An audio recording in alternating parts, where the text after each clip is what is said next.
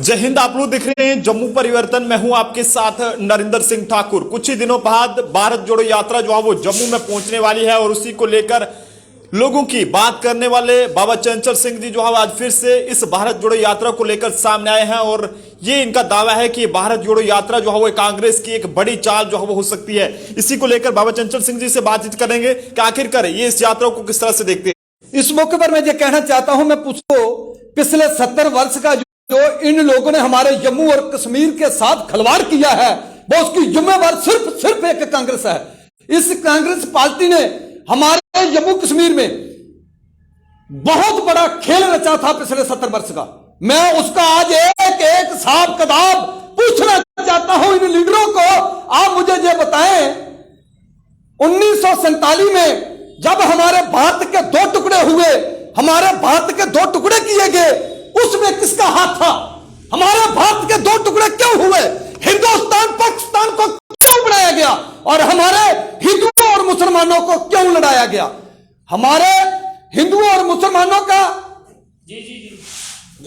हत्याचार, खून खराबा 1947 में किया गया और हिंदुस्तान के दो टुकड़े किए गए। जब बहुत बड़ी चाल उस दौरान जो चाल अंग्रेजों की थी, उनके साथ मिलते हुए हमारे पिछले प्रधानमंत्री नेहरू जी और जिन्ना और उस दौरान हमारे बापू गांधी जी भी साथ थे इनके, और इन लोगों ने अंग्रेजों के साथ मिलते हुए हमारे भारत के दो टुकड़े किए।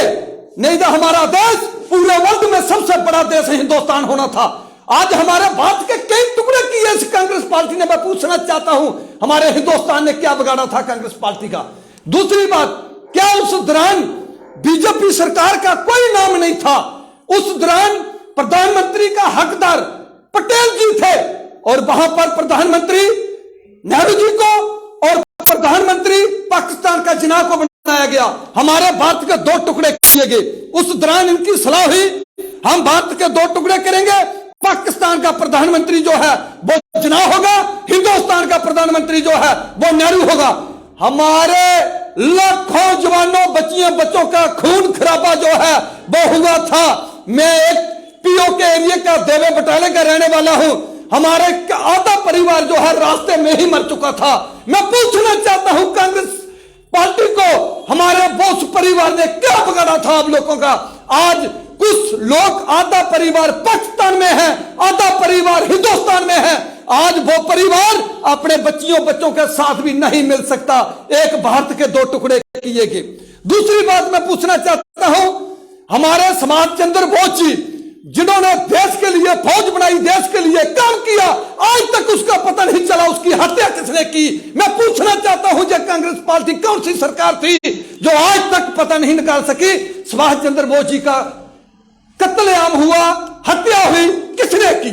दूसरी बात, हमारे वीर भगत सिंह जी, राजगुरु जी जिन्होंने देश को जगाने का काम किया, भारत को जगाने का काम किया, उन्हें पूरे हिंदुस्तान को, पूरे भारत को जगाने का काम किया। आज तक हमारे वीर भगत सिंह जी को उसका हक नहीं मिला, उसको देशद्रोही गिना गया कांग्रेस पार्टी के दौरान। मैं पूछना चाहता हूं क्यों? अगर खतरा होना था तो वो नेहरू जी को होता, जिन्ना जी को होता, बापू गांधी जी को होता। अंग्रेजों से खतरा इन लोगों को होना था जो बड़े लीडर थे। हमारे वीर भगत सिंह जी को हंसते हंसते उन्होंने फांसी ली, उनको फांसी पर चढ़ाया गया, देश के लिए बलिदान दिया गया। लेकिन आज तक हमारे वीर भगत सिंह जी को, हमारे राजगुरु जी को एक भी इस देश का हक जो है इस कांग्रेस सरकार ने नहीं दिया। मैं पूछना चाहता हूं क्यों? उसके बाद पीओ के एरिया, जब 1965 में जब युद्ध हुआ पाकिस्तान और हिंदुस्तान का, 99,000 फौज जो है पाकिस्तान की हमारी फौज ने कैप्चर की, अपने कब्जे में ली। उनके पास हथियार भी थे, लेकिन लाख करीब पाकिस्तान की फौज को भी छोड़ा गया और उसके साथ पीओ के एरिया जो है वो पाकिस्तान को दिया गया। मैं पूछना चाहता हूं राहुल गांधी जी को, आप मुझे ये बताएं, आप भारत जोड़ने की बात कर रहे हैं जहां आपने भारत तोड़ने का पिछले 70 वर्ष का प्रयास किया है आपकी कांग्रेस पार्टी ने। आपने पीओ के एरिया जो है, हमारा देवा बटारा एरिया जो है, हमारा पीओ के एरिया जो है, आप लोगों ने पाकिस्तान को दिया। क्या पाकिस्तान आपका रिश्तेदार था? क्यों पाकिस्तान को दिया? मैं पूछना चाहता हूं, मैं एक एक जवान का सवाल पूछना चाहता हूं।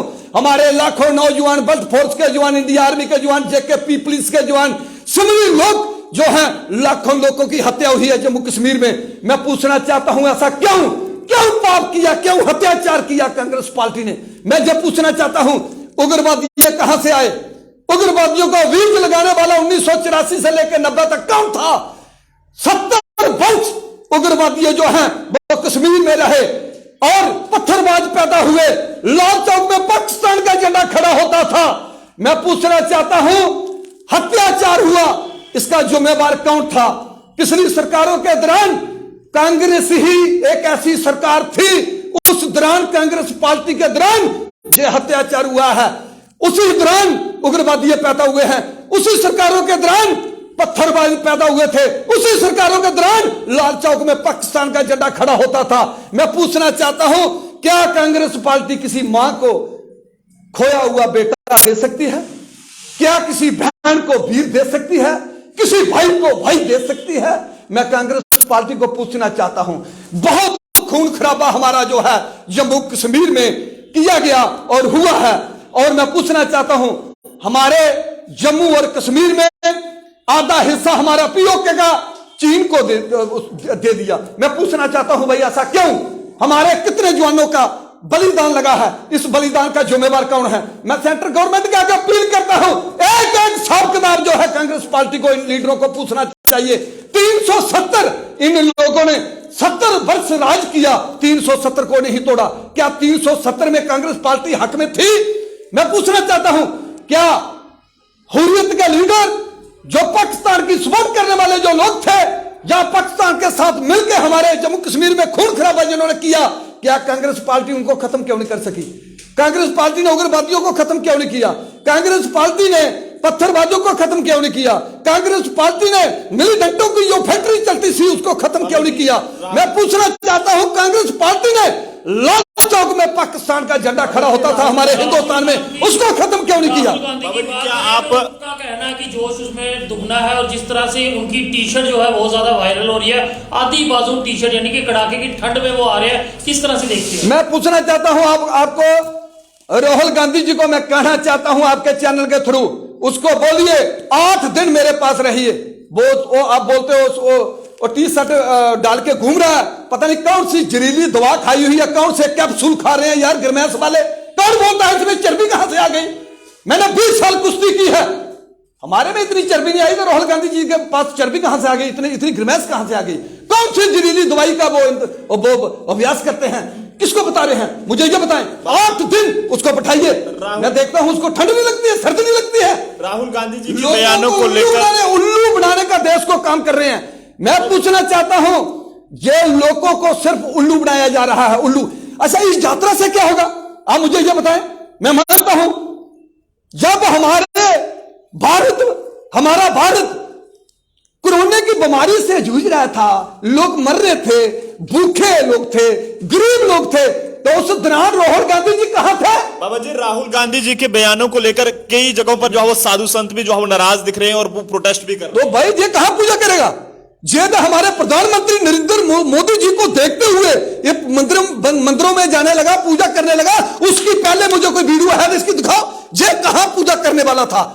ये कहां पूजा करने वाला था? और दूसरी बात मैं पूछना चाहता हूं, जब हमारा हिंदुस्तान कोरोना की बीमारी से जूझ रहा था, मर रहा था, गरीब लोग भूखे मर रहे थे, उस दौरान राहुल गांधी जी कहां थे? उस दौरान कांग्रेस पार्टी कहां थी? क्या किसी गरीब को कोरोना के दौरान राहुल गांधी जी ने या कांग्रेस पार्टी ने किसी भारत में कहीं राशन दिया है? किसी की मदद की है? किसी गरीब के घर पालने की मदद की है? और यार वोट लेने के लिए सब लोग आगे आते हैं। कोरोना के दौरान मदद करने वाली भारतीय जनता पार्टी, प्रधानमंत्री नरेंद्र मोदी जी, वो एक ही पार्टी थी उस दौरान, बीजेपी, जिन्होंने घर घर राशन गरीबों को दिया और घर घर टीके लगाने का काम किया और लोगों को दवा देने का काम किया। अरबों खरबों रुपए जो है अपने बात के लिए खर्चा किया। मैं पूछना चाहता हूं, क्या कांग्रेस पार्टी के पास पैसा नहीं था? इन्होंने गरीबों की मदद क्यों नहीं की? गरीबों की हेल्प क्यों नहीं की? जो भेदभाव हिंदू और मुसलमानों को लड़ाने का काम किया, ये किसने किया? 1947 में देश के 2 टुकड़े किए, किसने किए? क्या उस दौरान बीजेपी थी? उस दौरान सिर्फ एक कांग्रेस पार्टी थी। इन लोगों ने भारत के 2 टुकड़े करने का काम किया है। कई टुकड़े जो है हमारे भारत के किए गए। मैं पूछना चाहता हूं, आज हिंदू और मुसलमानों का गल गल खून जो है वो कांग्रेस पार्टी ने बगाया है। मैं पूछना चाहता हूं, जो हमारे वाल्मीकि समाज है, क्या कांग्रेस पार्टी ने 70 वर्ष का उनको हक दिया? गोरखा समाज को क्या हक दिया? वेस्ट पाकिस्तानी जो थे उनको हक दिया? आज भी हमारे जम्मू कश्मीर में पाकिस्तान का हक रखा हुआ है इन लोगों ने। कसोडियन जमीन, क्या कसोडियन जमीन किसी के बाप की थी? अगर हमारी जमीन पीओके की पाकिस्तान ले सकता है तो हम कसोडियन जमीन जो है हमारे किसानों के नाम पर होनी चाहिए, उनकी मांग की होनी चाहिए। क्यों नहीं कांग्रेस ने ये काम सब किया? मैं पूछना चाहता हूं, पाकिस्तानियों की हाथ पकड़ के रख दी और फौजियों की हाथ पकड़ के रख दी। आज प्रधानमंत्री नरेंद्र मोदी जी ने, बीजेपी सरकार ने 5-5 लाख रुपया, 5.5 लाख रुपया फौजियों को दिया और बेस्ट पाकिस्तानी जो है उनको जीने का हक दिया और वाल्मीकि समाज को हक दिया, गोरखा समाज को हक दिया। हमारे लाखों नौजवान 1947 से लेकर आज तक पिछले 70 वर्ष के कांग्रेस पार्टी के दौरान हमारे जवानों की बलिदान लगे हैं। मैं पूछना चाहता हूं, क्या कांग्रेस वो उसका हिसाब किताब किसी मां को, बहन को, भाई को, बाप को, देश को दे सकती है?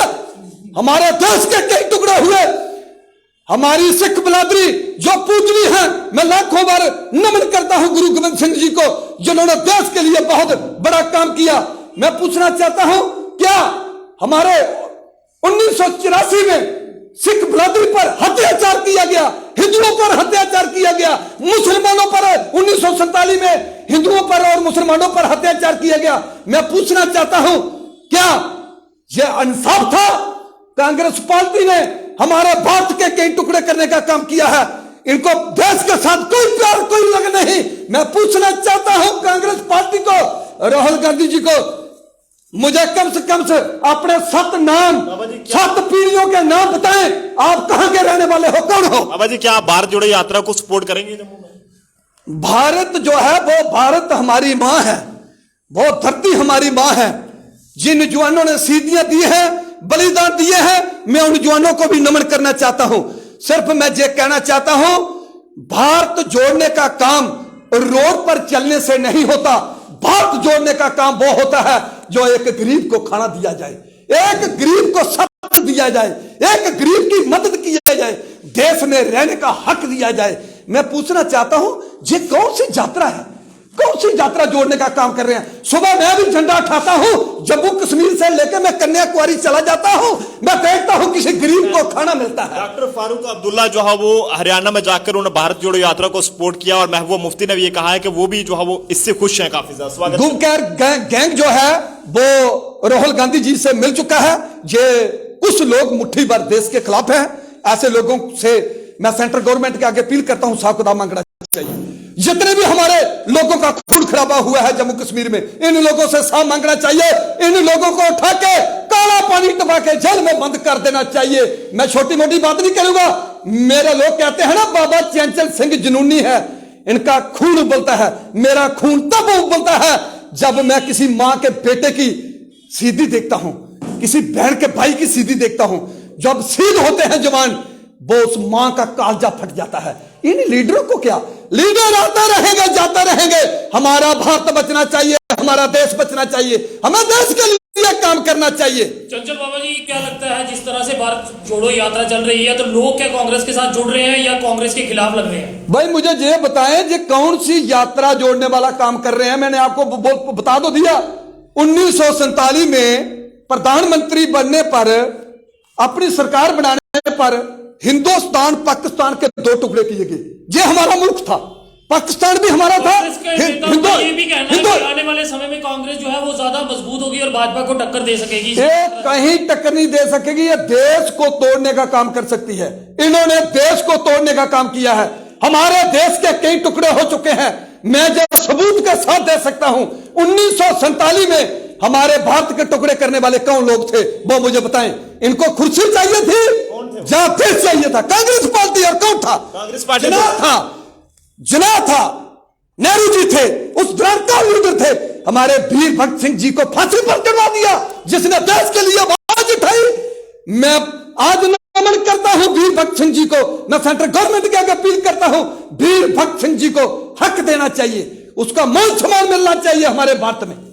जो लोग इस पार्टी का समर्थन कर रहे हैं और इस यात्रा का समर्थन कर रहे हैं, उनसे आप क्या कहना चाहेंगे? मैं सिर्फ हाथ जोड़ के अपील करना चाहता हूं, हमारे जम्मू कश्मीर के जो लोग हैं, मैं हाथ जोड़ के अपील करना चाहता हूं, मेरे भाइयों, उन माता को पूछिए जिनके बच्चों ने बलिदान दिए हैं इस कांग्रेस के सरकार के दौरान, और उग्रवादियों ने कितने हमले किए हैं, मिलीटेंटों की फैक्ट्री किसने चलाई है, लाल चौक में 70 वर्ष का झंडा जो है वो कांग्रेस की सरकार के दौरान वो पाकिस्तान का झंडा खड़ा होता था, वो हमारे इलाके में है ना। कई बड़े बड़े कवालियों के हमले हुए हमारे जम्मू कश्मीर में। मैं ये पूछना चाहता हूं, जे प्रधानमंत्री उस दौरान नेहरू जी थे, कांग्रेस की सरकार थी, कांग्रेस ने हमारे भारत को खत्म करने का काम किया है। आज भी हमारा बहुत बड़ा इलाका जो है पाकिस्तान के नीचे है, चीन के नीचे है। आज हमारे मां के बेटे, इस भारत के बेटे वहां बलिदान देते हैं, उनके छोटे छोटे बच्चे घर रह जाते हैं, उनकी बहनें, भाई, मां, पिता, उनकी पत्नी वो पूरी उम्र रोने में निकाल देती हैं। मैं यही अपील करता हूं, ऐसे लोगों को आगे नहीं लाना चाहिए।